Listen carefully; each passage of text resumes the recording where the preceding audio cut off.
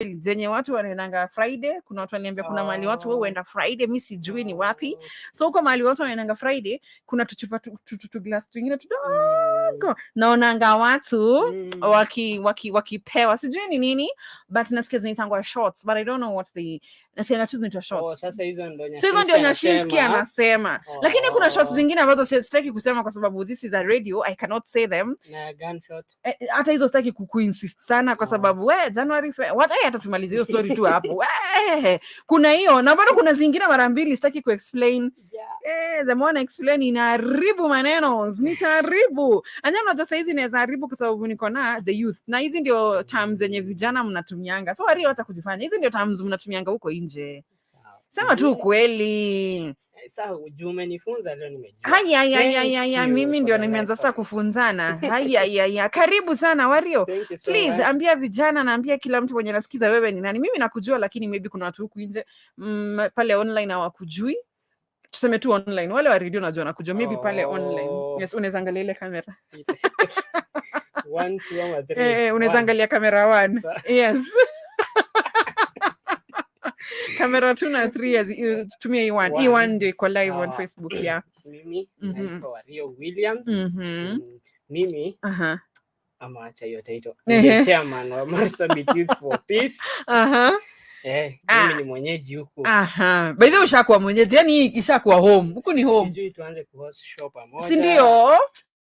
Yani Wario ameshakuwa famous huku, yani hata watu wasipo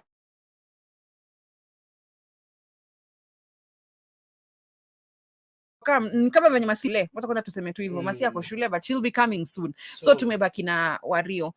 So Wario, unajua venye weekend imepita manze vitu mingi zimehappen sana. Udaku kama kawaida. Unajua mimi pia upate udaku watu kwa show.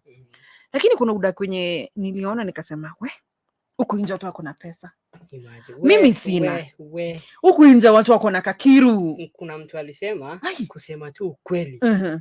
Mimi siwezi ekelea economy tangu kitambo sina pesa. Sijakuwa na pesa tangu, lakini kuna watu wako na pesa. Lakini Wario huku nje watu wako na pesa. Bana. Kuna mtu anaitwa model najaribu kumka jina yake. I'm trying to remember her name. Ako majuu alishindanga Miss Kenya, I think Miss World 20 something to something. Rachel. Hiyo jina yake nyingine nasahau. So Rachel ako nje ako majuu. After alitoka Kenya alienda majuu and then akapata boyfriend wa majuu. Wow. So boyfriend yake alimba ya Porsche Cayenne ya 2023. Si tuko 2022. Amebaiwa Porsche Cayenne ya 2023. Yenye inakuja. Haijatoka. It is coming. Sasa anyway, so ni sawa lakini inaoma lakini tutazoea. So Wario unajua kuna ile sasa mimi kama mimi venye nimeona sasa huyu nani anaitwa aje huyu Rachel akona Porsche Cayenne ya 2023 na mimi niko hapa Marsabit kama Ade. Unajua kuna watu wako wanaangalia tabia kwanza machali nyinde mko na hiyo tabia. Mimi ningekuwa dem sasa ningekuwa naendesha Range Rover. Mimi ningekuwa dem sasa ningekuwa naenda yani mnafanyanga mpaka inakaa ni kama kuwa dem. It is easy. It is not easy. Let me just start by saying that. Historia mnasema ngati mimi ningekuwa dem. Umeona ile yenye iPhone 14 ilitoka. Hiyo nyingine. Sasa hiyo ndio pressure nyingine niko nataka tuongelee. Unajua ni pesa ngapi? Niseme ama niwache. Wacha anaje unataka kuchomea kina nani? Wachana na wao. Sawa. Because hata tu tuseme kweli kuna watu hiyo iPhone 14 ilikuwa inafaa itoke leo ni date. Today is date 12. Inafaa itoke date 14 in US na Canada. iPhone 14 Pro Max inafaa itoke October. Lakini kuna mtu Kenya atakuwa nayo by next week. Pesa ni mzuri hatukatai. Lakini sasa Wario wacha tuongee historia ya pesa.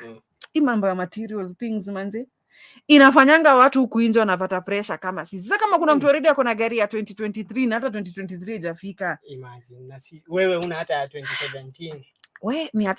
Sio wewe. Si mimi lakini kuna watu wanalilia za 2013, 2014 hapo lakini kuna mtu 20. Sasa hiyo ndio kitu nataka leo to discuss. Mambo ya pressure ya vitu za material things kwa vijana.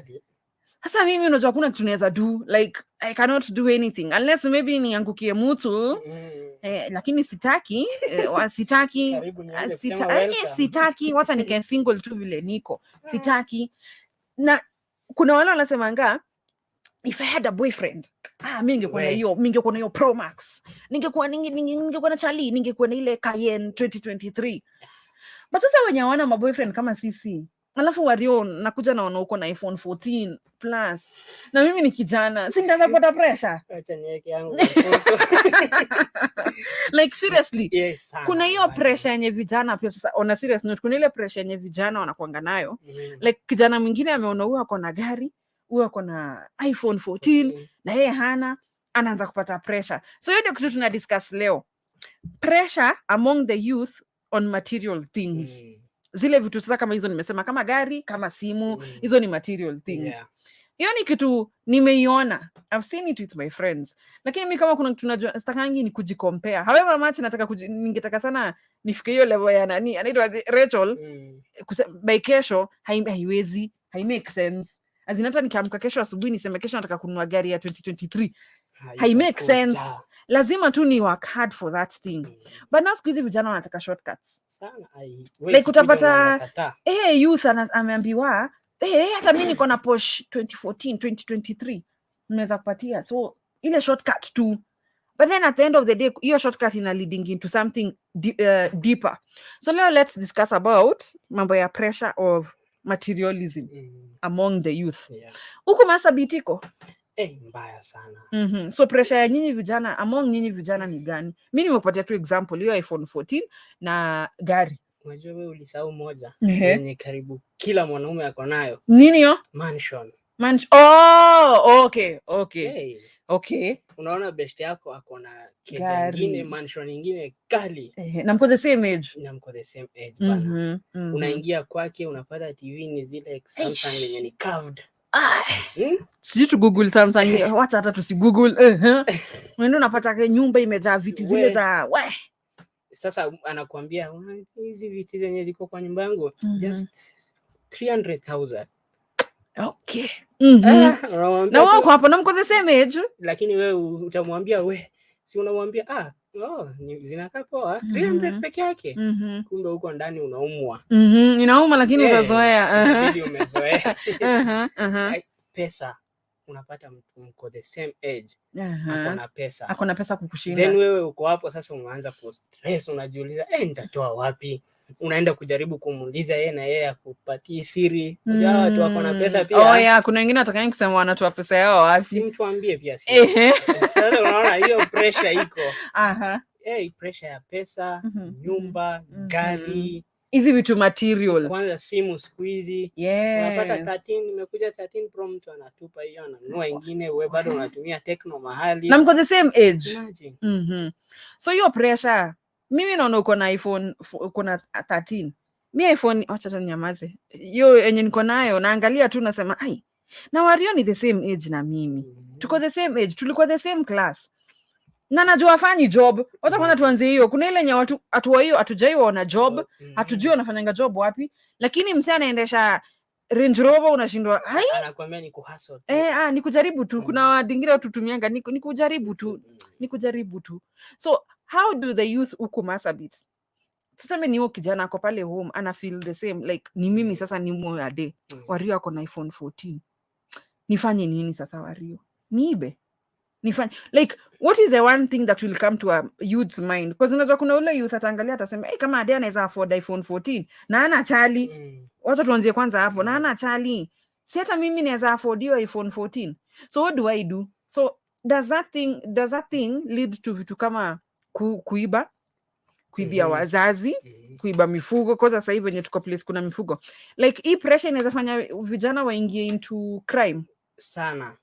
Unajua hizi ni sasa example ya hii pressure iko na effects mbaya gani. Unajua comfort ya life ni blessing, at the same time inaweza kuwa curse. Sasa hii unhealthiness inakuja aje? Itatoka wapi? Mimi sasa nione best yangu, nione Ade tukitoka hapa, Ade anani drop home na Range Rover sijui 2023 inata tuko 2022. Then nitaanza kuwa na hiyo pressure, nijiulize Ade ni show tu ya Radio Jangwani anatoa wapi pesa na sina Charlie. Nitaanza kuwa na hiyo pressure. Alafu nianze kusema labda Ade anaiba mahali. Unaona hizi comments siku hizi memes zenye youth sana wanatumia eti legal or illegal, I must get the bag. Sasa imefika mahali yenye youth we are really focusing with the illegal side. Illegal than the legal. Juu tunaonanga hiyo ndo shortcut. Sasa ukiambia youth nikupatie 10k, I mean 10 million, ama nikupatie job nitakuwa nakulipa 20,000 kila month. Go for the easier one. Million. Of course. Yenye hajapangia atafanyia nini, ukimpatia saa hii hivi, ajui penye atapeleka. Mwingine anaweza hata ziraya kufe. Hata mimi ukinipatia 10 million napeleka wapi kwanza saa hii? Tuanzie hapo kwanza. 10 million, where do I take 10 million? But just try to give that choice kwa huyo mtu. Alafu after kumpatia akuambia leta 10 million umuulize utafanyia nini? Zero idea. Tunapenda shortcut. That's why unapata saa zingine angalia place kuna crime rate ni youth wako hapo. Unamuuliza anakuambia bana hapa mimi napata pesa kirahisi. Usiku natembea hivi naibia watu kaa watatu hivi iPhone 13, 14 hiyo yenye inakuja. Shaingiza do vizuri.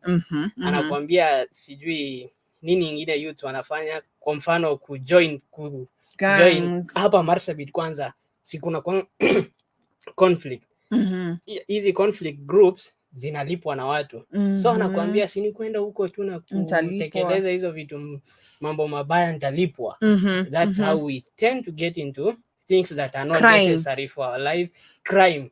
Hata kama si crime peke yake, other things. Sasa kwa mfano kukuja pressure hata mzazi mwenyewe. Niliona Ade ako na hii, hata mimi mama nataka hii. Mama unaona kwa kina Ade watoto wao wote wamenunuliwa gari. Kwa kina Ade sijui wako na nini kwa nyumba yao. Hata sisi tunataka kwetu. Mama unaona Ade amejengewa nyumba yake kando. Na mimi bado yangu iko wapi? Tunaanza ku neglect responsibilities yetu. Nyumba kama ni mimi nafaa nijijengee. Gari ni mimi nafaa nijitafutie. Sasa kuenda kuambia mzazi una pressure hata mzazi. Unaweza kuweka pressure mzazi kwa sababu ya hiyo story ya hiyo material gain yenye unatafuta. So tuseme tu in short that materialism inafanya vijana wanaingia into crime. Yes, which is something that it is there, ni kitu iko. But now how can one kama kijana try and evade his story? Like naona kwa kina Wario kuna nini na kwetu hakuna. One, naenda kupatia mzee wangu pressure. So how can I avoid kwenda kupatia mzee wangu pressure? Unajua first thing, apart from hata hiyo pressure unaenda kupatia mzee. Stress mzee ama mother yako anaingia into depression. Wewe mwenyewe umejistress. Hata imagine kuamka kila siku, wewe ukiamka huoni job unaenda kufanya. Unaingia Instagram, unaangalia gari mpya gani imetoka na ni nani ako nayo Kenya, nani anaishi kwa nyumba mzuri zaidi Kenya. Alafu unaenda mpaka to an extent that huyu mtu ni agent wangu na mimi niko hapa. Unaanza kujistress. You are always focusing on huyu. Kwa mfano Ade ako na gari. What should I do? Ni kuwork hard vile amework hard kwenda kutafuta. Sio kukaa chini na kustress na kufikiria negative vile Ade amepata hiyo gari. That is why tunasema anything you do, make sure inatoka internally. Ni intrinsic.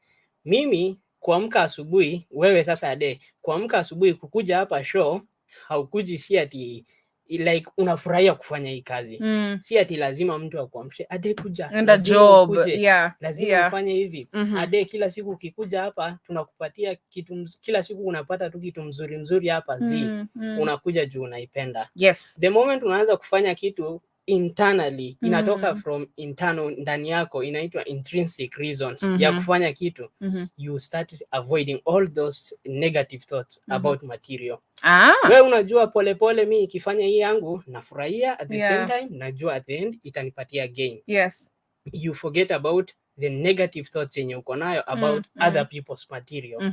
Unaona mtu Instagram ako na gari yake mpya na kesho asubuhi ameamka amenunua ingine mpya. Na mko the same age. Na yuko job. Kazi yako ni kufikiria huyu mtu ameiba. Then the worst part ni unaingia hapo kwa hiyo page yake unaanza kucomment negative. Unamwambia, unaanza kumadvise hata bila kutumia pesa yake. Wewe hata hujajenga unanunua gari ingine. Wewe ni mdogo na unajaribu kutuonyesha. Yeye hajawaonyesha. Ni wewe umeiona hivyo vibaya. So ni kaka jealousy fulani pia fulani uko nayo hapo ndani. inakupatia hiyo, inaonyesha vile uko na hiyo tamaa. For example, labda mimi niko na gari yangu, nimeipost hapo kumotivate fellow youths waone that you can make it. So mimi na jealousy yangu ndafikiria umepost kuniringia na kuringia ama na kuonyesha vile niko na pesa, kukuambia that Ade wewe hujatosha, mimi ndo nimetosha. Don't see things negatively. Make sure ukiangalia kitu, we just see it from a positive side, let it motivate you, na just understand that hata saa zingine hii pressure ya materialism inafanya mtu asahau story ya God kabisa. Juu the moment umeingiwa na hii pressure, na kwa Bible, hata kwa maisha yako we mwenyewe unajua at the end hizi story zote ukimalizana na story ya earth uende juu heaven, hizi vitu zote utaacha hapa. Lakini material things, zitabaki hapa, si ndio? But nobody told you to work for it. You have to work for it. So long as you live here, live a comfortable life, live a good life. But the moment you have that mentality of materialism, ukuwe na hiyo pressure, you forget that hizi vitu zote zinakuanga vanity. Like wewe kama nikumbusha wimbo wewe kama Ade, you are not defined by that which you have. Gari yako, nyumba yako, nobody will define you with that. Na tunasemanga, unajua, angalia mtu kama Obama. Hakuna mtu anajua suti yenye huyu jamaa anapenda kuvaa. Hakuna mtu anajua gari huyu jamaa alikuwa anapenda, ama nyumba anapenda, design ya nyumba yake, architecture yake. Kenye tunamkumbuka naye ni kazi alikuwa anafanya. The good job that he did. Mtu kama kina Martin Luther King, hata hakuna mtu anajua kama jamaa alikuwa anavaa suti ama nini. Tunamkumbuka na hizo speech zake and his quotes zake. So wewe mbona unataka kuonekana Ade akona gari, Ade akona nyumba, ukikuja kila asubuhi like that is my need. Sasa mimi Wario nimekaa hapa, lazima watu wajue niko na gari, lakini sina hiyo pesa. Na nasema lazima watu wajue. Unajua hiyo ni kujipatia pressure yenye hata sifai kuwa nayo. But the moment you start doing what you love, watu watakujua na for what you love and for what I do and for what you do, not for what you have. Na the moment uta attract watu because of what you have, you are already attracting hata wale fake friends tulikuwa tunasema. Utakuwa una attract fake friends juu ya pressure umejipea. At some point hata si makosa yao, ni mimi niliwaonyesha. Unaonyesha that mimi ni mtu wa pesa, mimi ni mtu wa magari, nyumba yangu sijui niko na nyumba Karen, Runda, uko Kilimani, loving, wacha nayo. Imagine. So it's something that ni kitu tu tunajiletea sisi wenyewe. Unajiletea wewe mwenyewe, haifai kuwa hapo hata. Sawa sawa, nataka tu tuende break kidogo cause ona wenye time imekimbia ni 5. Ready. Imagine 5. Yes, so kama umetune in, karibu sana. In the next few minutes tukitoka break, tutakuwa tuna discuss tena venye vijana wanakuanga na pressure ya kupata material things. And then tutawapatia pia chance ya kucall in na kutuma SMS. Lakini hata tuende break na song, lazima tu tungesikiza hii song. Umemention Vanity nikakumbuka. Daddy Owen with Yote ni Vanity. Nipe pambio.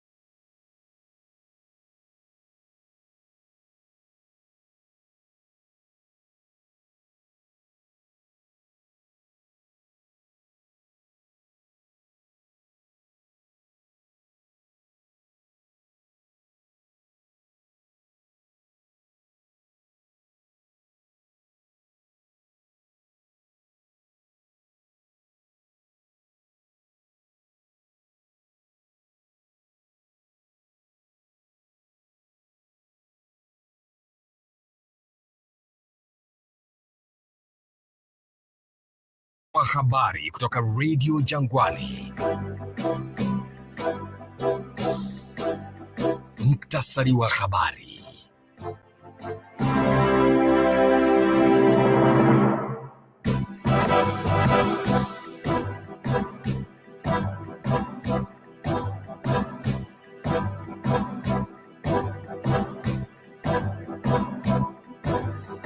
Karibu msikilizaji, jina langu ni Adano Sharawe. Gavana wa kaunti ya Siaya James Orengo ameendelea kukosoa uamuzi wa mahakama ya juu akisema kuwa lugha iliyotumiwa na Jaji Mkuu Martha Koome haukuwa lugha ya kuridhisha kwao haswa baada ya kupoteza. Akizungumza katika eneo bunge la Game kaunti ya Siaya, Orengo amesema kuwa licha ya kuheshimu uamuzi wa mahakama, anahisi kuwa haki haikufanyika. Mwakilishi wa wanawake kaunti ya Murang'a Betty Maina amesema kiongozi wa chama cha NARC Kenya Martha Karua anafaa kumwomba msamaha Raila Odinga kwa kutomleta kura zozote alizohitaji ili kushinda uchaguzi wa urais. Akiongea na vyombo vya habari katika kaunti ya Murang'a, Maina amesema kura zote ambazo Raila Odinga alipata kutoka Mlima Kenya ni bidii yake mwenyewe na sio kwa sababu ya uwepo wa Karua. Chama cha wanasheria nchini Kenya kimemtaka Rais mteule William Ruto kuwateua majaji wa mahakama ya rufaa na mahakama ya juu ambao waliachwa nje na mtangulizi wake Uhuru Kenyatta licha ya pendekezo la tume ya huduma ya mahakama JSC. Kauli hiyo inajiri zaidi ya mwaka mmoja baada ya rais anayeondoka kukataa kuwateua majaji wanne: Agri Muchelule, George Odunga, Weldon Korir na Joel Ngugi katika mahakama ya rufaa, hatua iliyomfanya akabiliane na idara ya mahakama. Na hatimaye wito umetolewa kwa viongozi katika jamii nchini haswa wale wa kidini kuchukua jukumu la kuwashauri vijana kama njia moja ya kukabili maovu yanayotokea hasa visa vya mauaji au uhalifu kila kukicha. Akizungumza na wanahabari, aliyekuwa naibu gavana kaunti ya Baringo Jacob Chepkonyi amerejelea kisa cha mwanaume mmoja eneo la Kaptalam kwenye kaunti hiyo aliyemuua mwanafunzi wa kike wa shule ya upili ya Kutwa kwa kumkata kwa upanga, akikitaja kuwa cha kusikitisha. Kulingana na Chepkonyi, iwapo viongozi wa kidini, wa kisiasa, kijamii na pia wazazi watazungumza na kuwashauri vijana, basi visa kama hivyo vitaweza kukabiliwa katika siku za usoni. Kimataifa, Mfalme Charles watatu wa Uingereza atakutana na wabunge mjini London kabla ya kusafiri kuelekea mjini Edinburgh kujiunga na familia yake kwa maombi, wakati jeneza la mama yake Malkia Elizabeth wa pili litakapopelekwa katika kanisa kuu la Mtakatifu Giles, ambako kutakuwa na ibada maalum kabla ya kusafirishwa tena mjini London siku ya Jumanne. Tangu kutangazwa kwa kifo cha Malkia alikuwa na miaka 96 kilichotokea katika kasri la Balmoral nchini Scotland, misururu ya mipango imekuwa ikiendelea kumwaga Malkia huyo aliyeiongoza Uingereza kwa miaka 70. Nitarejea msikilizaji saa 12 na muktasari mwingine ya habari. Taarifa kamili ni timiapo saa 1 usiku. Jina langu ni Adano Sharawe. Shukran sana na kutakia jioni njema, zidi kutegea Radio Jangwani.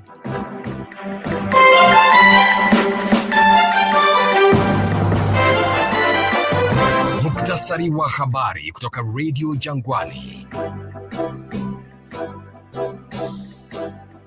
Muktasari wa habari.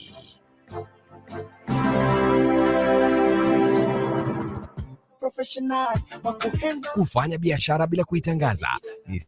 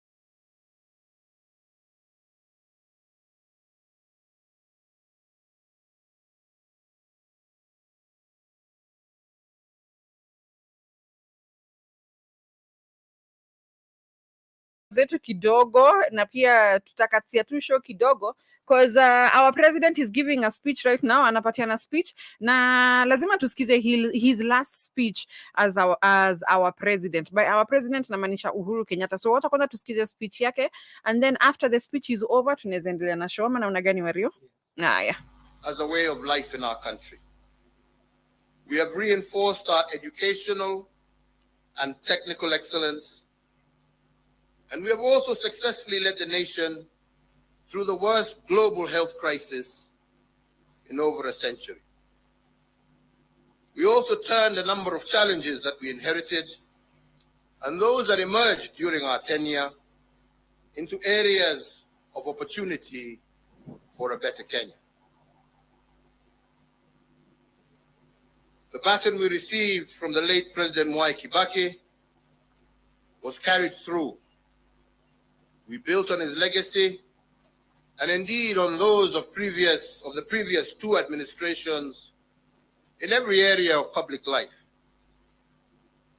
We built on the late President Daniel Arap Moi's love for education that was further built upon as free primary education by President Ade.Ft. And with the mandate that you gave me, we institutionalized free secondary education, thus heralding a 100% transition from primary to secondary education. To further enhance the competitiveness of our workforce, we have placed the nation on a pathway to competency-based curriculum, which institutionalizes a system that seeks to nurture creativity and innovation in our children.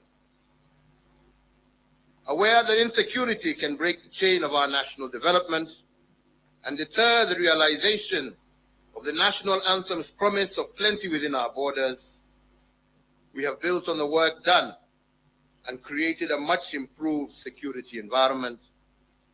Critically, we muted the wave of terror attacks that had placed a stranglehold on our nation, reduced crime rates, and secured significant progress in terms of illicit trade in firearms and other long-standing security challenges.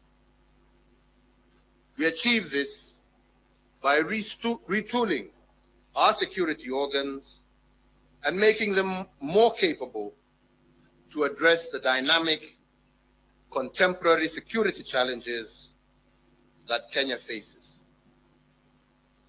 To realize the dream of equitable development, we have fostered and given impetus to the devolved system of governance.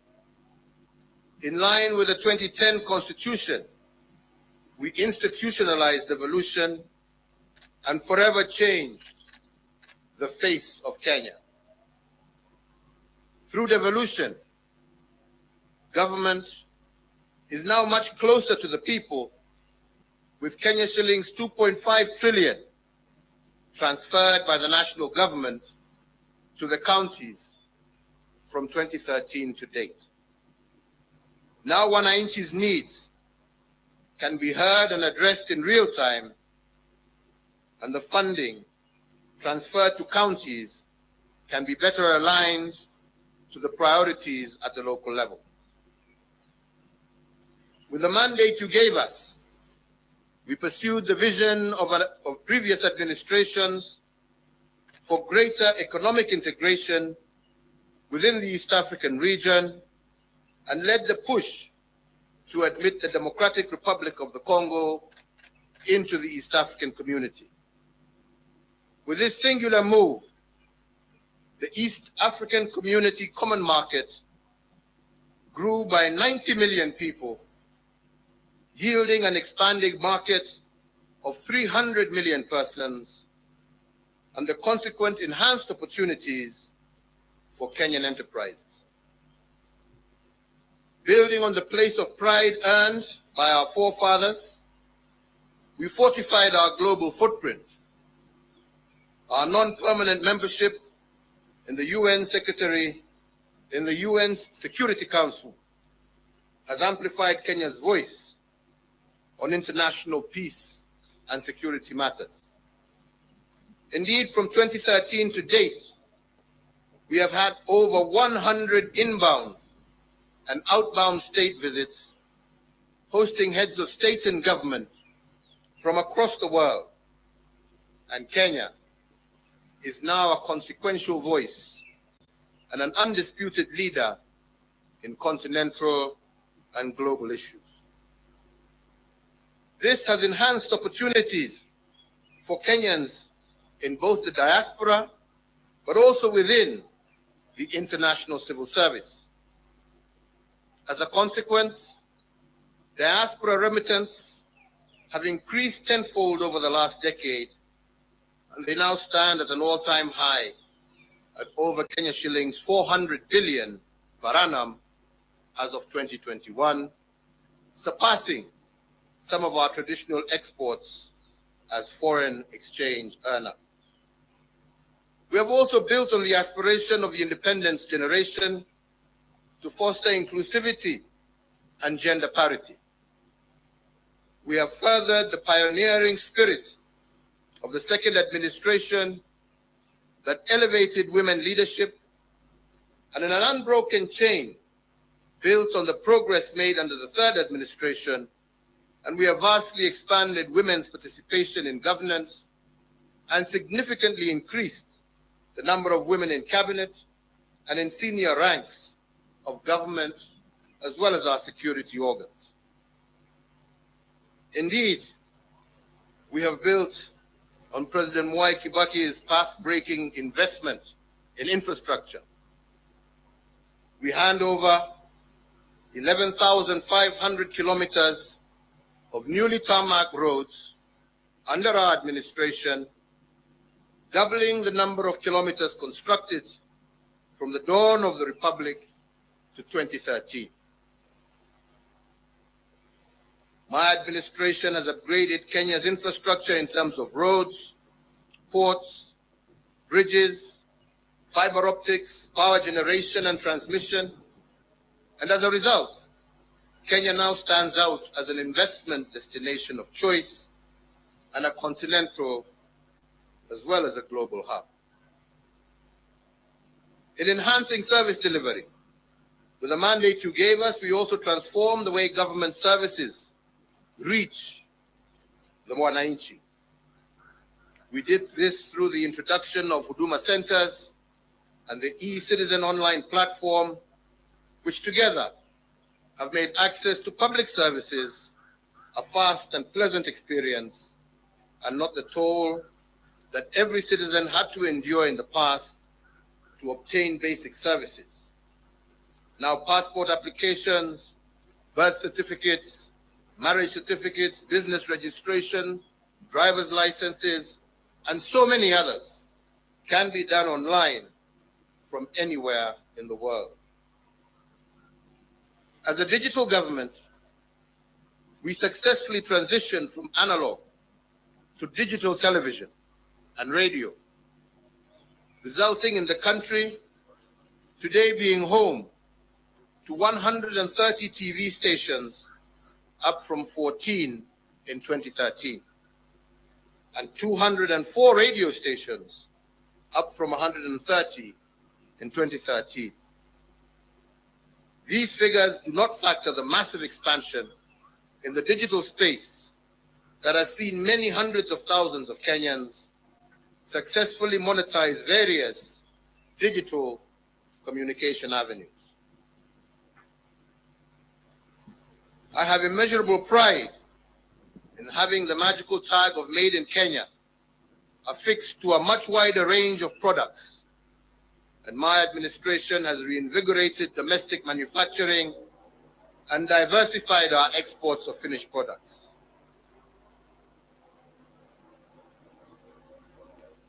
From my predecessor, President Mwai Kibaki, we picked up a country that was the 12th largest economy in Africa to its current position as Africa's 6th largest economy. We have almost tripled the wealth of our nation from a GDP of 4.5 trillion in 2013 to close to 13 trillion currently. Consequently, the income per capita also rose sharply from Kenya shillings 127,065 per person in 2013 to Kenya shillings 245,045 per person in 2021. This has seen Kenya graduate from a lower middle income country, and it is notable that if we continue on this growth trajectory, what this means is that by next year, we will join the league of truly middle income countries. In another milestone as a mark of the growth that we have experienced, our tax revenues have more than doubled from slightly above Kenya shillings 800 billion in the financial year 2012-2013 to Kenya shillings 2 trillion in the financial year 2021-2022. The dream of our forefathers was to rid the country of disease, ignorance, and hunger. And to bring the nation closer to this goal, in addition to the educational gains I highlighted earlier, we have connected more than 13 million Kenyans to clean water and registered a 400% growth in the number of Kenyans issued with NHIF cards, with 17.1 million Kenyans currently issued compared to 4.4 million issued as of April 2013. To enhance access to healthcare, we have constructed countrywide an additional 1,912 healthcare facilities across all levels of care, representing a 43% increase in the total number of public health facilities in the country. These facilities range from the recently commissioned modern state-of-the-art level 6 Kenyatta University Teaching, Referral and Research Hospital to health centers and dispensaries at the village level. So fellow Kenyans, every administration has added arrows to our national quiver in energy production. When I took the oath of office in 2013, Kenya's total grid was 1,300 megawatts. This now stands at 2,700 megawatts. But even as we doubled power production, we ensured that our exploits did not break the intergenerational chain of sustainable development.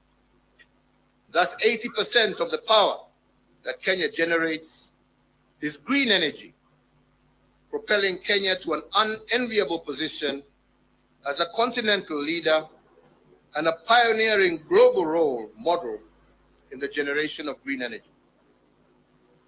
To share in this plenty with all Kenyan families, we have tripled the number of households with access to electricity by connecting an extra 6.3 million households, up from 2.3 million households in 2013. So I therefore hand over in an unbroken chain a country that has connected more people to electricity, more homes to electricity than any other country in Africa over the last decade. We also heeded that intergenerational call to be conscious, to conserve our heritage and splendor so as to pass it on to future generations in as good a state as it was given to us, if not better.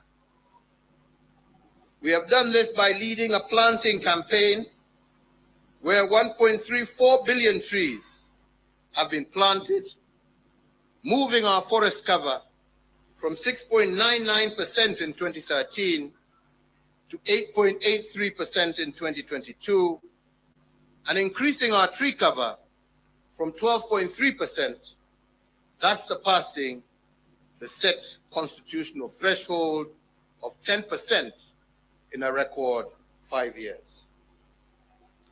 As a result of our conservation efforts and other legal and institutional reforms, we have also recorded the lowest levels of poaching in our nation's history, and thus registering the highest wildlife population for our Big Five and a majority of other wildlife species that share Kenya with us. So, fellow Kenyans, while we have made remarkable progress, it is also important that I note and appreciate that building a nation is a journey. There is still much more to be done to move our nation to the next level of development towards realizing our Vision 2030. And the fourth administration, which I had the privilege to lead, has built on the foundation laid on others, upon which the fifth administration can also build. So, fellow Kenyans, let me conclude by saying that to serve one's country is the greatest honor any citizen can receive. It is a sacred trust, and it has been an immense privilege that I have not taken for granted. I thank you all for the immense opportunities you have awarded me to serve in various public roles over the last 2.5 decades, which have included, amongst others, Chairman of the Kenya Tourism Board, member of the Jomo Kenyatta University Council, Chairperson of the Disaster Emergency Response Committee, a Member of Parliament for Gatundu South, a Cabinet Minister serving in the Ministries of Local Government, the Ministry of Trade, the Ministry of Finance, the Leader of the Official Opposition, Deputy Prime Minister, and as the President of this Republic for the last 10 years. In all the work I have done as President, and in every presidential decision I have made, and in every executive action I have taken, in every bill I have proposed and assented to, I have been guided by the dream of our forefathers, and that is the dream to eliminate poverty, ignorance, and disease, and to improve the quality of life of all Kenyans, and to create conditions for everyone to achieve their dreams. As a hallmark of our democracy, therefore, I will tomorrow, before God and you, my fellow countrymen, hand over the instruments of power to our new president at the Moi International Sports Center, Kasarani.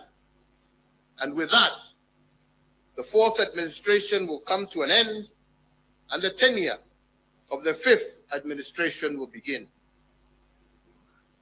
My entire family and I join all Kenyans in wishing the very best to our next president, Dr. William Samoei Ruto, and extending to him our warmest congratulations for receiving the mandate of Kenyans to lead us as our fifth president.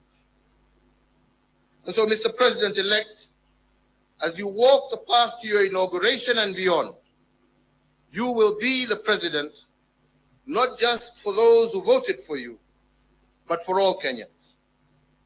In the prophetic words of our national anthem, we are summoned to purposefully dwell in unity, peace, and liberty, working hard and together so that plenty may be found within our borders. I therefore wish and pray for your success, as your success will be Kenya's success. I thank you all. May God bless you, and may God bless this great Republic of Kenya. Asante sana. Yes, hiyo ndio ilikuwa speech ya the outgoing president, who is President Uhuru Kenyatta. This is the last time Wario, by the way. Kama nikifanya kazi hapa kwa radio nitakuwa nasema President Uhuru Kenyatta. From kesho hakuna tena kusema President Uhuru Kenyatta, itakuwa President William Samoei Ruto. Hai, enyewe vitu zobadilika. Yeah, so probably umetune in ulikuwa unashindwa ai nani walikuwa wanaongea kwa TV, nani walikuwa wanaongea nani. No, it was just the speech from our outgoing president. Hiyo ndio ilikuwa his last speech to sisi the not candidates tunaitangwa sisi the raia. Citizens. Yes, the citizens. Yes, na nataka nikaribisha kila mtu mwenye ametune in online. There's some guys who are online from mwanzo mpaka sasa naona bado wako online. So tumekuwa online, wacha kwanza ni explain. Tunaweka mute kwa ngoma time ngoma ina play cause of copyright. Manze hatutaki kupata copyright. Juu nikicheza ngoma through Facebook and YouTube itablokiwa. Sio kutoka kwetu, ni kutoka huko nje majuu huko kwa kina Facebook. You know they monitor. Wanatakanga kama unacheza wimbo ya msee lazima tena tuilipie through Facebook. Already tushalipia but wanataka yani copyright iko na vitu mingi. So cause kuna msee niliona anaitwa Fatao alikuwa anasema hakuna sauti online, but wale wametune online na wanawase kama Masi na wana Gudere Mike, karibuni sana, na pia wenye wamefungulia radio tu sahi, karibuni sana. Today we are actually discussing about pressure for material things among the youth. Lakini before tuendelee Wario, I think tunafaa tuende tu break kidogo na muziki. Watu hata wakumbuke bado tuko hapa kwa radio, bado we are still here. There's a song ilifanywa remix na nani Selena Gomez na Rema ya Calm Down. I had the remix na mpaka sahi inani nice. Sijui it is a good jam. I don't know kama kwako imekubamba ama mimi sijasikia remix. Calm Down yenyewe. Calm Down original. Wacha sasa nikucheze sasa the remix sasa. You've had it here for the first time kwa Radio Jangwani kwa the Sunset Drive.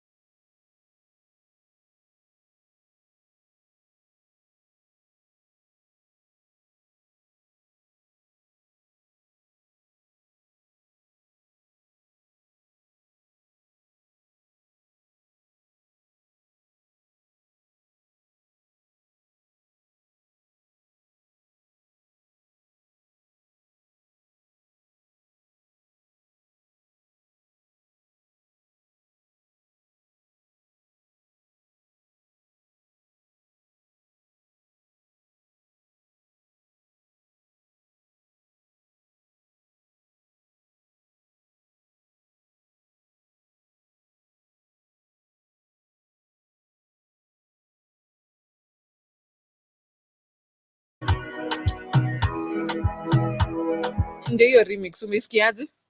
Kali. Iko juu ama iko down? Iko hapo. Iko juu mbaya. Yes, that is Rema and Selena Gomez with Calm Down, the remix. And we need to continue with the discussions because naona time pia imekimbia. And leo tulikuwa tunaongea kuhusu what's it called? Pressure for materialism.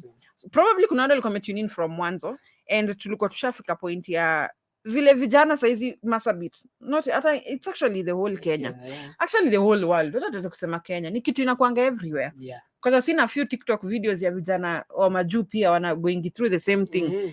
Ile pressure yanaona Wario ako na iPhone 14 na mimi pia nataka iPhone 14, but I don't know how you got that iPhone 14, lakini mimi nataka tu shortcut. So msee akuja niambia Ade, mimi nakupatia 10 million, utafanya hii job. Enda uimbe uimbe ngoma kali. Enda uimbe ngoma kali. Yes, I wanted to say kuimba. Enda uimbe kitu and then takupatia discount kwa. Yani unapata wase wanafanya so many illegal things, yeah, crime, all in the name of wanataka something material. Nataka gari haraka haraka. Sitaki ku work hard for. Kama sasa kuna tuna severe yani na ngoja mpaka December ifike ndio niseme I'll buy it. Sasa mtu akuja niambia Ade, nitakupatia hii kitu. Sasa unajua hiyo ni asile do yangu yenye nimesave naweza ikula, wacha niende. Unaona? So kuna ka shortcut watu hupenda kupitia. So hii pressure yote toka wapi? Like where does this pressure come from? Hii pressure mi Kenya naona according to sisi watu wa Kenya, wanafunzi watu sisi unajua life inakuwa na it's like si ati inafaa kuwa na system, tumewekewa ka system that uende primary school, uende high school, uende campus, umalize upate job, uhame kwa wazazi, uende kwa keja yako kidogo, uoe, ama uolewe, earn 30 ama uolewe, una earn 30,000 yako pole pole, ukwe unaishi. Yes. That system fails. Utaanzia wapi? Umepitia hiyo system ukitrust. Then unakuja kupata hiyo system imefail. Failure of the system pia inafanya mtu ukue na hiyo pressure. Umemaliza campus, huna kazi, huna do.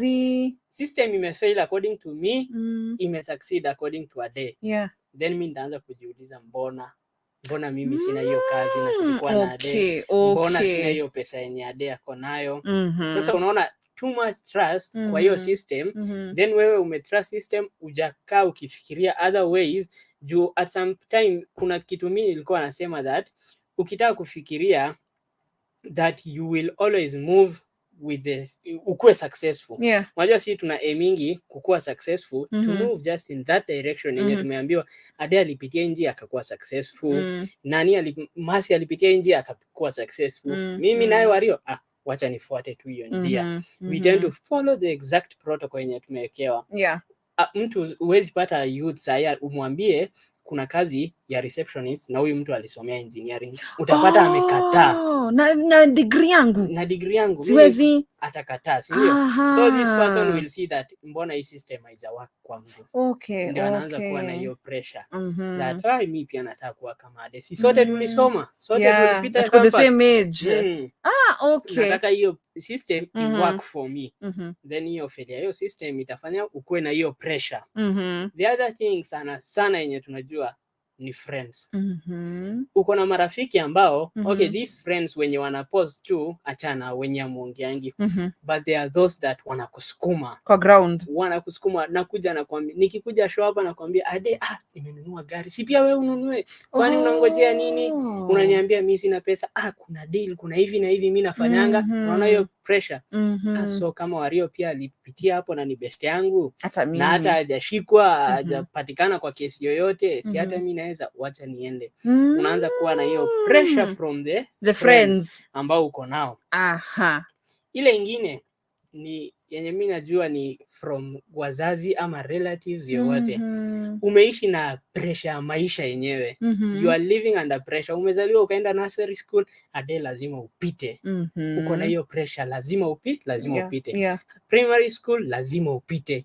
Uko na hiyo pressure, unasukumwa kabisa. Unafika campus lazima upite.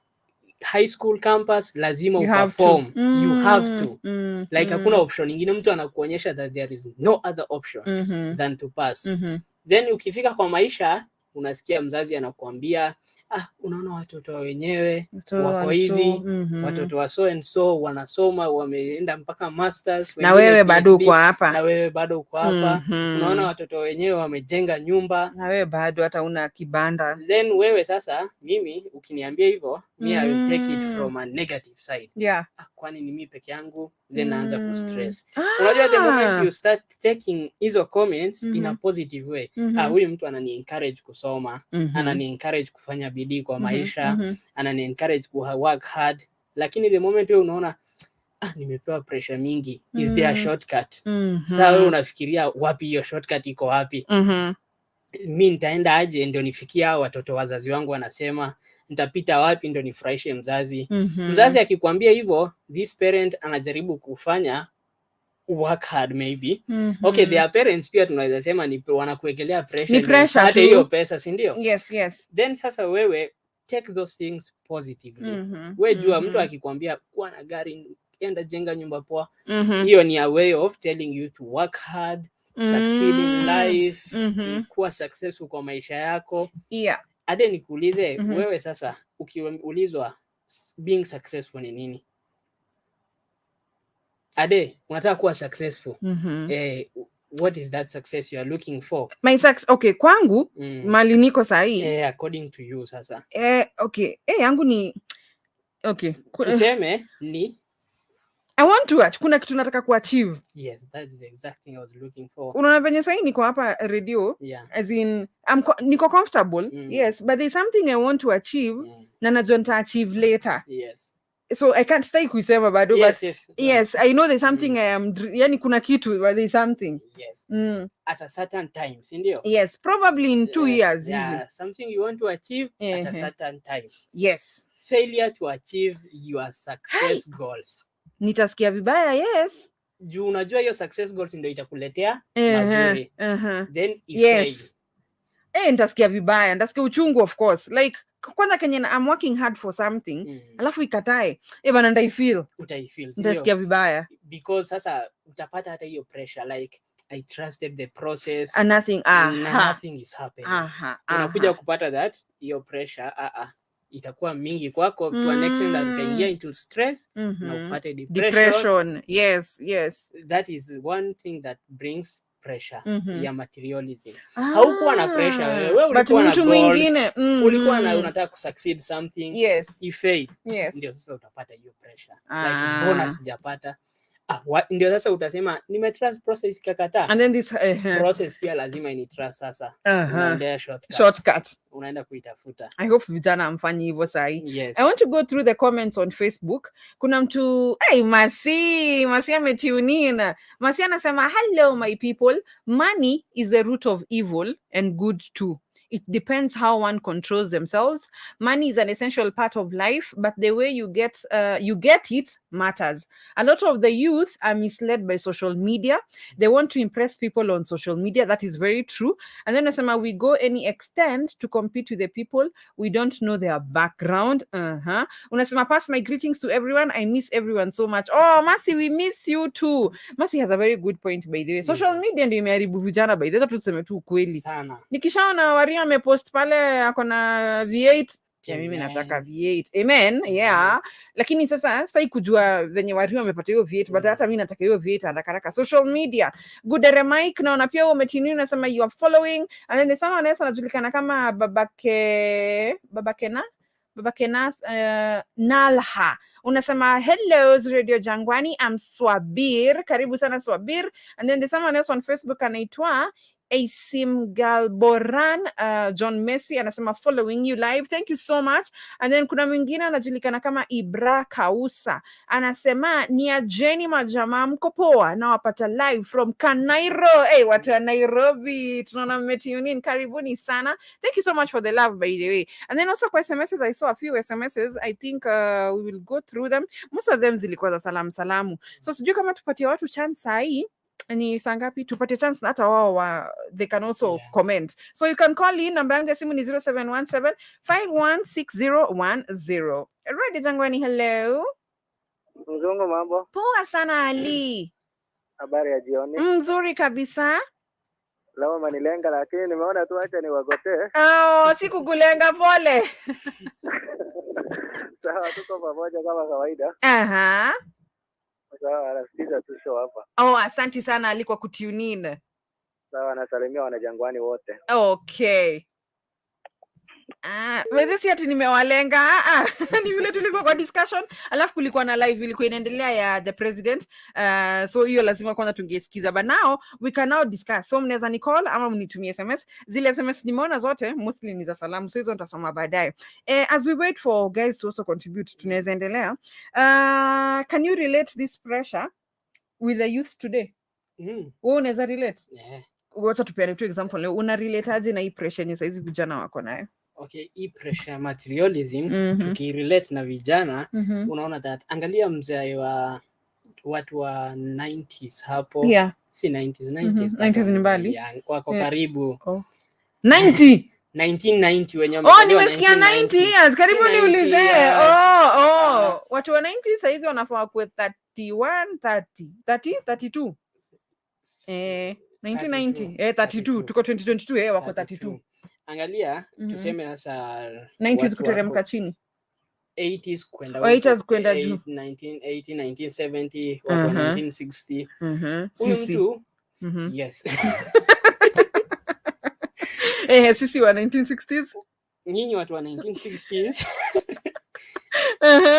Sasa mtu wa 1960 ukimwambia ukimrelate na story ya materialism na kumwambia nikupatie pesa saa hii immediately nikununulie gari, utasikia that person will be like, mbona, ataanza question, mbona, why are you giving me money, why are you giving me these things, yeah, like mbona mwingine atakwambia si unipee tu kazi tutafute hii stuff pole pole. Kujia mtu wa 2000 mwambie wacha kusoma. Hawa ni tangu generation Z. Tunaongeleanga sana na hawa watu generation Z. Hawa watu. Yes. Ukimwambia tu wacha kusoma shule, niko sure more than 80% wata drop out. Umwambie wacha kusoma shule, I'm giving you 10 million, that person will drop out. Haraka, nataka vitu haraka. We want something that tunapata kwa njia ya urahisi. Yeah. Mbona nasoma kutafuta pesa na ikikuja haraka siniende. But then again, sasa mimi nikapatia options hii. Okay, ni option nzuri. It's too good to be true. Yes, unajua ni kama tu kusema like tunaongea hapa ni venye hatujapata hiyo option. Jota mimi najua tukipata hiyo option saa hii mtu akuja tupatie 10 million hapa Wario. Okay. Tunatoa lakini hapana juu.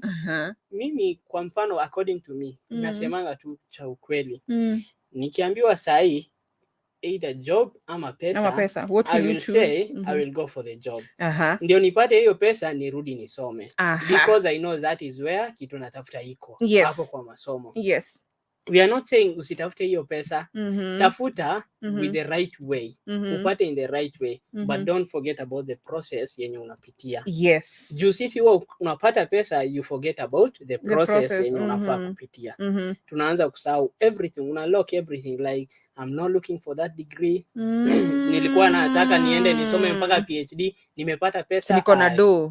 For what? I have money. We've really trusted money. Tumeka pesa than that is how the youth siku hizi tunaweza jirelate. Sitaki kusema warelate. Munaji. Sema munaji. Tunaweza munaji.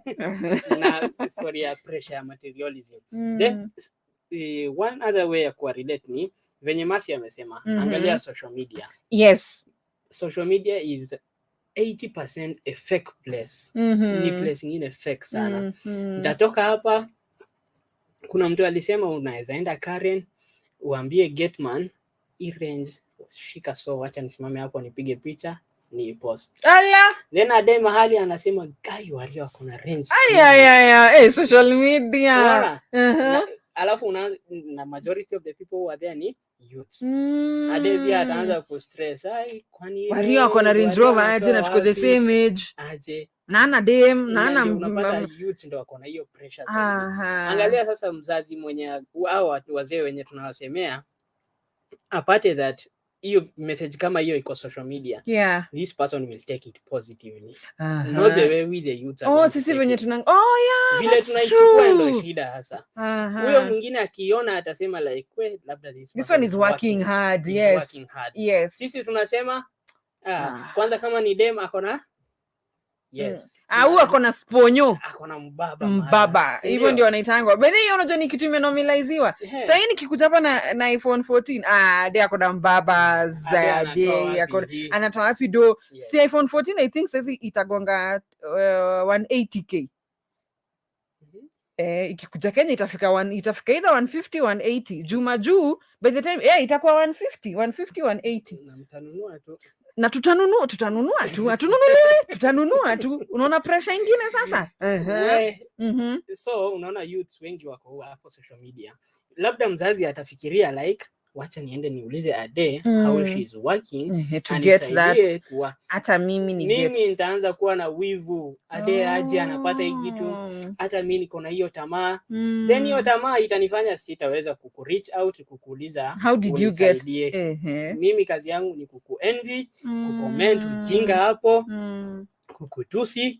But wewe mwenye umepost labda hata wewe mwenyewe hauna, lakini it's not even affecting you. Yes. At some point umeachieve goal yako ni kufanya watu tu wafikiri niko na Range Rover. Jealousy. Wewe umeachieve point yako. So take these things positively and it will work out for you. Chiki wenye time tu inakimbia manzi. Sasa tuangalie tu feedback ya pale Facebook. Ibra anasema manze pressure ya mayouth sahi ni ngori bana. Juu sasa kila msee anashinda tu na vitu za kuwajenga na kuomoka haraka. No. Mayouth wako lengthy sana kufocus na an easy life. That is very true. And then there's someone else pia on Facebook anaitwa Sly Timo. Anasema watu wana drive V8 yao baridi na mkoeji moja. Ukiwauliza wakupeleke na rada anakuambia ni God. Kuna there's another quote watu husema nikujaribu tu, nikujaribu, unajua ni God, in God.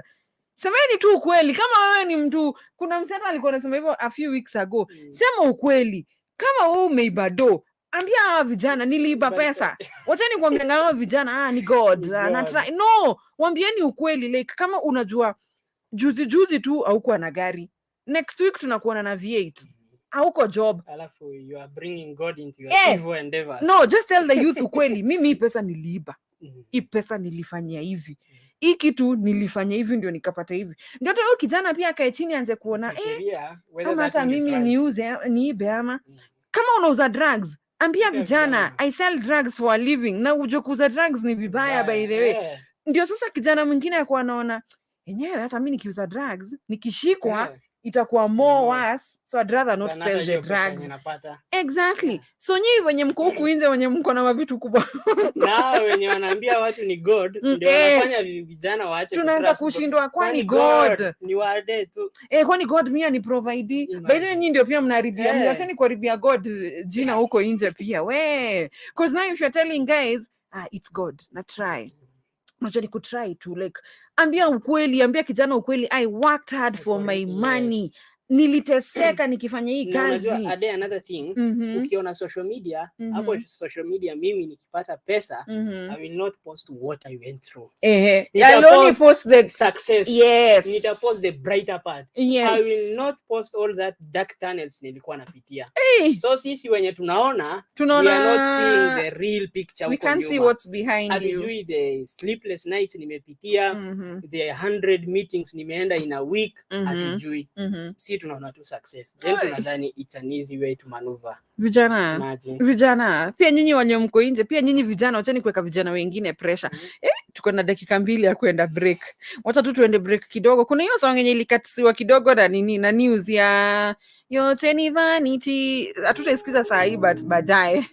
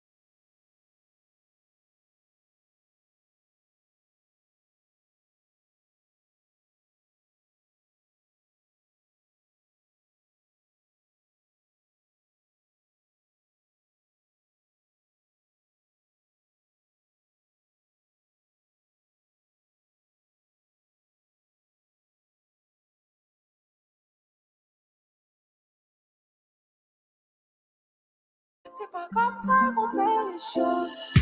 Oh, Jaja.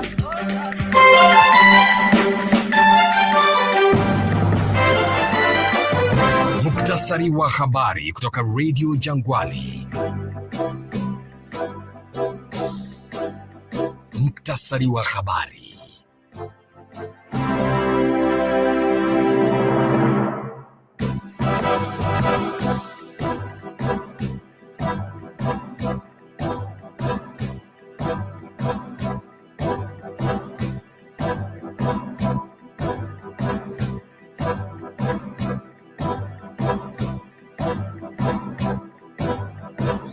Karibu tena msikilizaji, jina langu ni Ade.Ft. Wakazi wa kaunti ya Marsabit wametakiwa kuwa na imani na shule zilizopo hapa jimboni na kuwapeleka wanao humu kando na kuwapeleka katika shule zilizopo nje ya kaunti hii. Kwa mujibu wa mkurugenzi wa elimu katika kaunti ya Marsabit, Ade.Ft, ni kuwa Marsabit ina shule nzuri zenye walimu waliohitimu kuweza kuwapa elimu bora wanafunzi katika jimbo hili. Mwanaume mmoja anayedaiwa kumbaka mtoto amefikishwa kwenye mahakama ya Marsabit mapema hii leo. Mshtakiwa huyo anayefahamika kama Gufu Jarso Wario anadaiwa kumtendea unyama huo mtoto mwenye umri wa miaka 3 Juni tarehe 29 mwaka huu katika mtaa wa Manyataginda hapa mjini Marsabit. Kulingana na upande wa mashtaka, mshtakiwa huyo alimwacha mtoto huyo na majeraha baada ya kumtendea unyama huo. Mwingineko, Rais mteule William Ruto amefanya mkutano na rais anayestaafu Uhuru Kenyatta katika ikulu ya Nairobi. Ruto ambaye aliandamana na mkewe Rachel Ruto kwenye mkutano huo ambao umehudhuriwa na mkewe Rais Uhuru Kenyatta, Margaret Kenyatta, na unajiri siku moja tu kabla ya kuapishwa kwa Ruto kuwa rais wa 5 wa Kenya. Mahakama ya juu imetoa onyo wa kukomeshwa kwa kile inachodai kuwa mashambulizi yanayofadhiliwa kuhusu uamuzi wake kwenye kesi ya kupinga urais iliyoamua wiki jana. Katika taarifa ya Jumatatu, mahakama kuu imesema ilitekeleza majukumu yake kwa mujibu wa katiba. Kwenye anga za kimataifa, msikilizaji, ni kwamba Mfalme Charles wa 3 wa Uingereza atakutana na wabunge mjini London kabla ya kusafiri kuelekea mjini Edinburgh kujiunga na familia yake kwa maombi, wakati jeneza la mama yake Malkia Elizabeth wa pili litakapopelekwa katika kanisa kuu la Mtakatifu Giles, ambako kutakuwa na ibada maalum kabla ya kusafirishwa tena mjini London siku ya Jumanne. Tangu kutangazwa kwa kifo cha Malkia aliyekuwa na miaka 96 kilichotokea katika kasri la Blackmore nchini Scotland, misururu ya mipango imekuwa ikiendelea ya kumuaga Malkia huyo aliyeongoza Uingereza kwa miaka 70. Kwa hizo na taarifa nyingine kwa kina zaidi, msikilizaji, jiunge nasi saa 1 usiku. Jina langu ni Ade.Ft.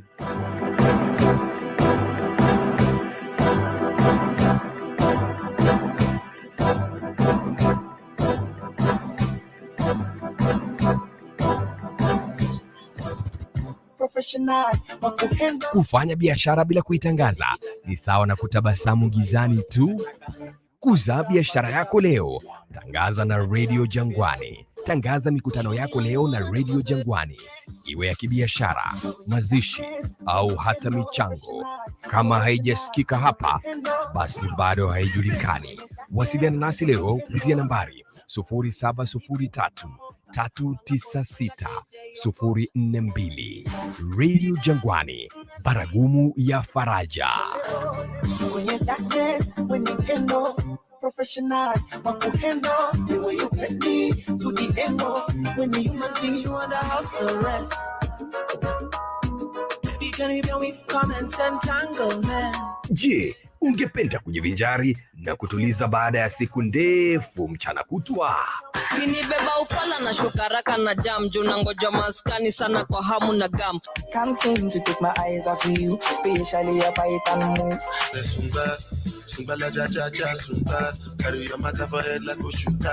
Basi The Sunset Drive iko hapa kwa ajili ya hilo. Alafu nikabambika na sauti yako. Oh, thank you. Sasa hivi na making sure nimemaliza assignment by 4, alafu nikusikize. Oh, asante mami. Sana kupenda sana, baadaye nimekusalimia. Magharibu kusini wote tunakupata. Na asante sana, karibu. Mimi ni Unbogable. Unbogable, who can bogo you? The Sunset Drive, na Ade aka Mzungu. Ndio nyumbani kwa tulizo. Jiunge na Ade aka Mzungu kila siku ya wiki kuanzia saa 10 mpaka saa 1 usiku. Upashwe umbea moto moto. Lakini tumekosa udaku zako. Leo sijawapa kwa sababu leo nilikuwa na wageni, lakini bado unaweza wapatia, niko na muda. Kama dakika 5 hivi lete udaku ya maana. Wacha udaku sasa ikuje, hapo ndio napenda sasa. Lete ile udaku ya maana, lakini tutadakua hata sisi wenyewe. Burudani kemkem. Sinyulize mbona ndaiseti mpaka hapo kwa kona niko sure hii utaiona mbona sinyulize mbona. Turn up the music, turn down the lights, I got a feeling. Dating, can I roll, a blunder, away. Na hata mipasho ndani ya Radio Jangwani. Ndio maana ni baragumu ya faraja.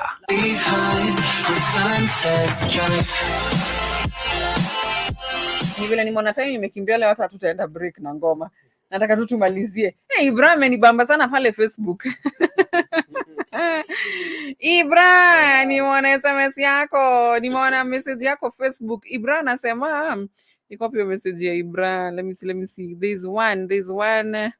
Okay, I'm just looking at the Facebook live yetu on Facebook. Kama uko Facebook, unafaa uko login pale Facebook. Yes, here is Ibra's message. Mbona Ibra napata? Ibra ilikuwa YouTube. Sorry. Mimi naangalia Facebook. Ibra iko YouTube. So Ibra alikuwa anasema ndio message. Ibra anasema, Mzungu na umeweza Ibra, thank you for making my day. Asante sana. Yani imagine Wario hizo time zote zenye mekuja hata Jaini niambie hivyo. Thanks Ibra. Thanks. Mwingine anasema hakuna sauti. Time tunaenda break lazima nitoe sauti because of copyright manenos. So maybe umetune in tu sahi. Karibu sana. Kwa majina mimi najulikana kama Ade aka Mzungu na niko na Wario Williams ndio representative wa the youth group in Marsabit. And I'm always saying that you guys are actually doing a good job. Yes, thank you. The fact that me reach out kwa vijana huko nje, like wako na hata safe space ya kukuja na kuongea na nyinyi, kuinteract na nyinyi, kufanya things na nyinyi, it's actually a good step. True. So I also want to applaud Father Fasil for the initiative as well. Yeah. And wale hawaja join, kama wewe ni kijana na uko pale home unataka kuwa join, Wario, what's the procedure? There's a number I'm always having here, ndio hiyo hata nakuanga nayo hapa. So what's the procedure kama kuna kijana kwa pale home anataka kujoin youth group yenu? Unaongea tu na hiyo namba. Wacha niwapatie namba yao. 0740147789. That is their WhatsApp number. They have a group as well.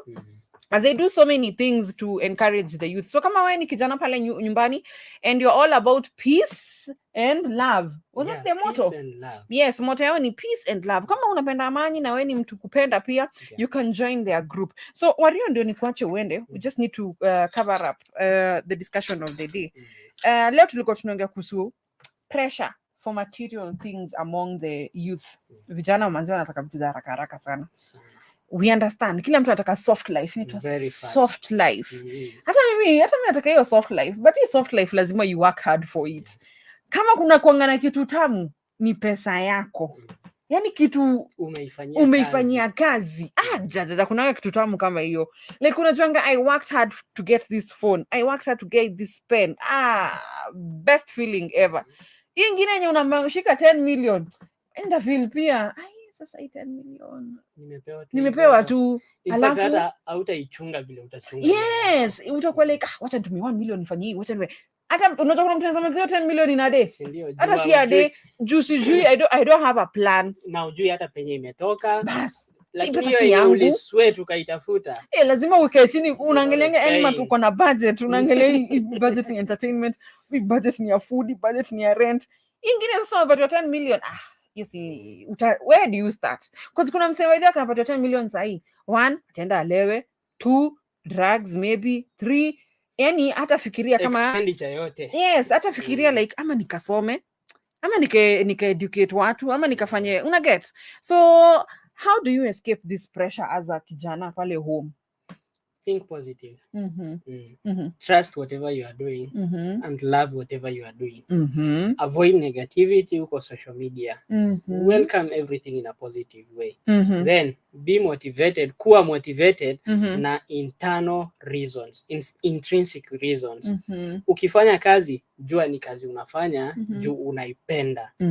Si ati juu mwenzako anaifanya kupata pesa ndio wewe pia uifanye. Unajua hiyo ni sasa kuna external force inakupush kuifanya.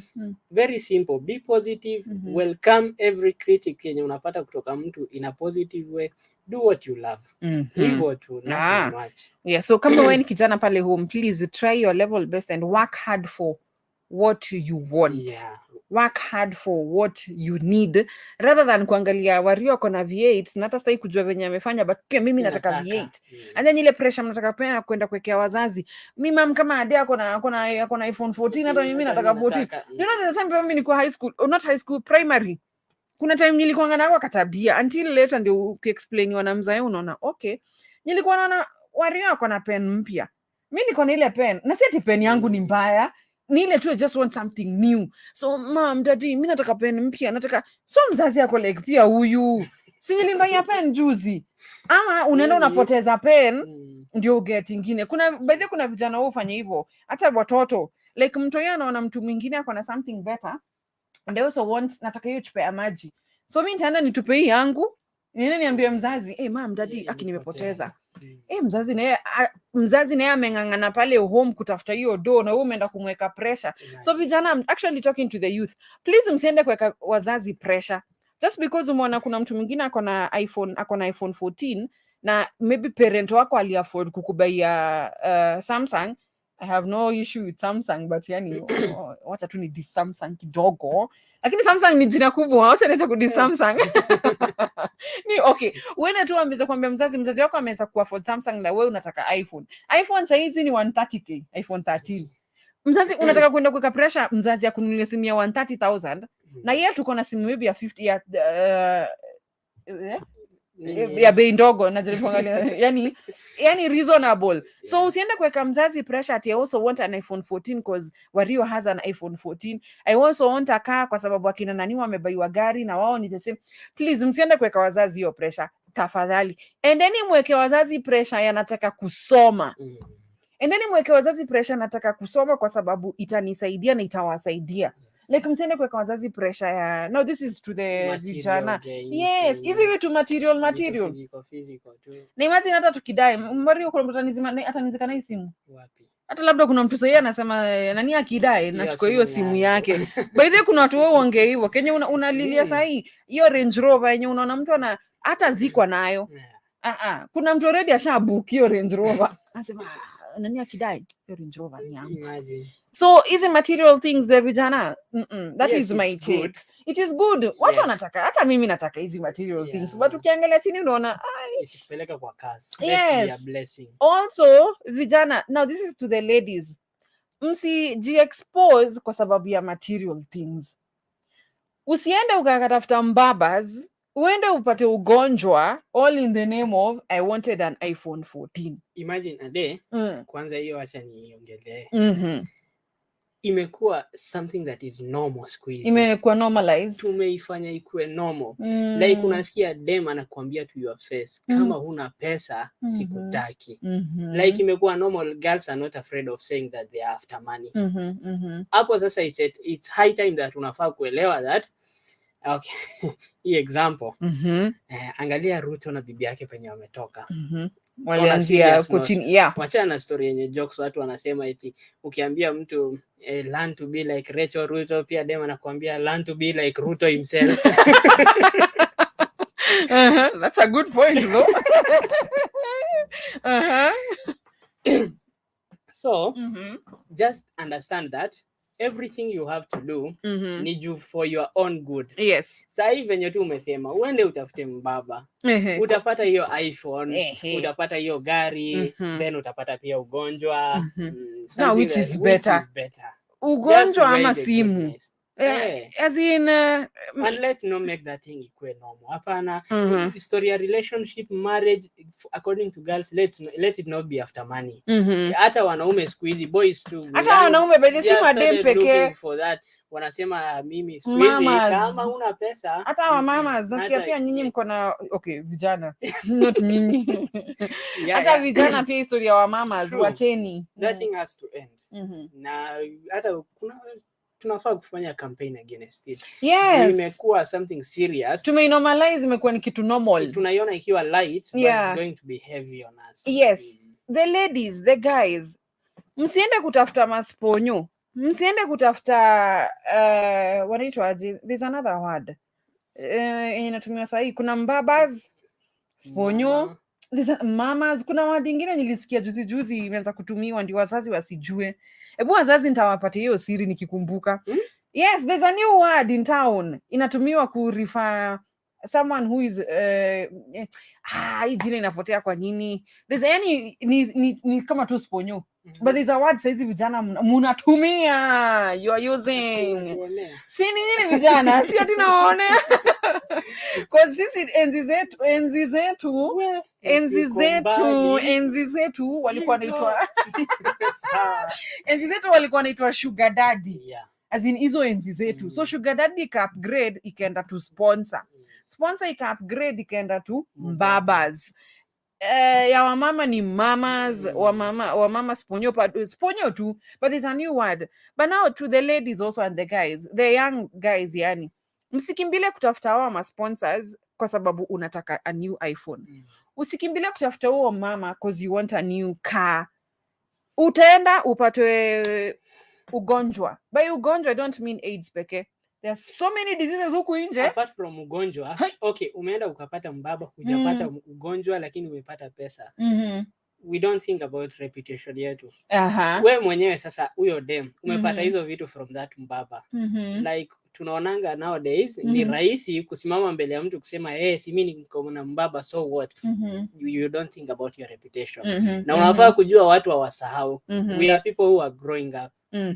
This current generation. Yes. Utakuja uniombe kazi na me I know your attitude, najua tabia yako. I will not employ you anywhere.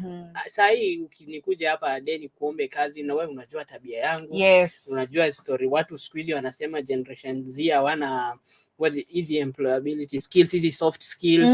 Kwanza part of tabia pia iko hapo. Kwanza sasa hii tabia hii watu hawana tabia. Unakutana na generation Z hata siku hizi hakuna kati ya asili ati how are you? Ni mnapitana tu na yeye vile tu anakuja, hakuna koka. Okay, nitawaingilia nyinyi generation Z. Sio story ya ugonjwa tu, but think about reputation. Yes, your reputation as well. So the guys who are listening also, the guys who are live pia na nyinyi vijana. Manze Ibra umenibamba tu, Ibra. Ibra, umejuaje mimi ni wa Kanairo? Mimi ni wa Kanairo by the way, nimetoka Kanairo, kwetu ni Kanairo. That is why. Anasema Ade unafanya hiyo station ibambe ikae kama ya Kanairo. Si unajua hii ni Jangwani, lazima yani ni come with the urban vibes. You know my guy. Kwani mimi nabonga aje? Wewe Ibra wewe. Ibra sikia vile anasema. Ibra ni msewa huku anasema kama ya Kanairo juu ya hiyo anthem yako ya kubonga kikanairo. Unasema kudos manze. Anyways gote wase wote wamerile na wamistu sana. So ni msewa huku most definitely. Ako Kanairo. Ibra lazima ningefanya tu hii show ikuwe modern because me all I'm saying.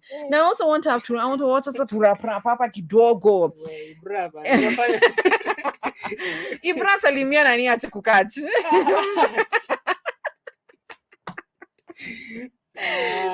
Wario. Niko sawa. Wapatie the last words tukifunga sasa hii segment. The last words. First to the youths. You Let's can use this camera. Sawa. Wacha na ile kamera na yotumie kamera. Let's understand that first thing, social media inakuanga a place that is fake. It's fake because everybody is there akipost kitu, nobody will post the worst, the dark channels amepitia, the midnight oils amekaa kiban. These people will post only the good things yenye wamepata at the end. Let's not have pressure from there. Ensure that ukiona hizi stuff wewe weka tu in a positive way. Yeah. Way uchukulie tu in a positive way. It's something that should motivate you to work hard. Ukiona mtu age wako amepata gari, hata wewe jua like yes, I can also make it.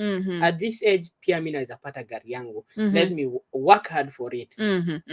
Avoid being used ndio ufanye kazi to get something in an easier way. These things zenye zinakuja in an easier way, yes utafurahia.